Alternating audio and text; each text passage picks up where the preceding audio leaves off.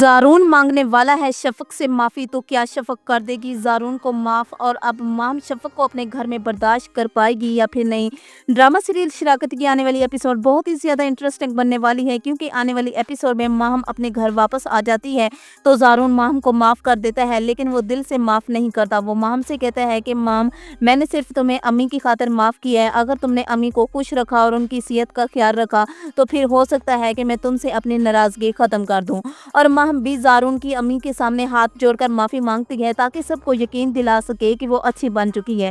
लेकिन ये सब उसका प्लान होता है और वो अपने प्लान के मुताबिक ही ये सब कर रही होती है। उधर दूसरी तरफ ज़ारून अपनी अम्मी से कहता है कि हम शफ़क़ के घर जाएंगे और मैं शफ़क़ से माफ़ी मांगूंगा और हो सकता है कि शफ़क़ मुझे माफ़ कर दे और वापस मेरे घर आ जाए। मुझे अपने बच्चों की बहुत ज़्यादा याद आ रही है। और शफ़क़ भी बहुत ज़्यादा परेशान होती है और वो ये सोच रही होती है कि एक दफ़ा ज़ारून यहाँ आए और मुझे कहे कि शफ़क़ मुझे माफ़ कर दो, मुझे अपनी गलती का एहसास हो चुका है तो मैं उसे माफ़ कर दूंगी। और ज़ारून तैयार होकर अपनी अम्मी को लेकर शफ़क़ के घर पहुंच जाता है तो माँ ज़ारून से कहती है कि ज़ारून, तुम जाओ ज़ैन को यहाँ पर लेकर आओ, देखना मैं उसका बहुत अच्छे तरीके से ख्याल रखूंगी।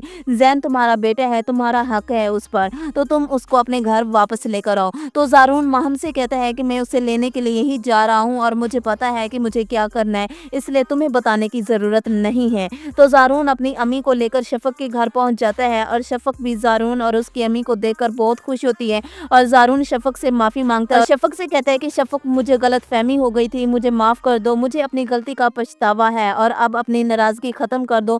मैं अब तुम्हारे बगैर नहीं रह सकता, मुझे तुम बहुत याद आती हो, क्या तुम मुझे माफ़ नहीं करोगी? तो शफ़क़ जब ज़ारून को इस तरह परेशान देखती है तो वो ज़ारून को माफ़ कर देती है और ज़ारून के सामने मुस्कुराना शुरू कर देती है और उसके साथ घर वापस आ जाती है। दूसरी तरफ माम को बहुत बड़ा सरप्राइज़ मिलने वाला है।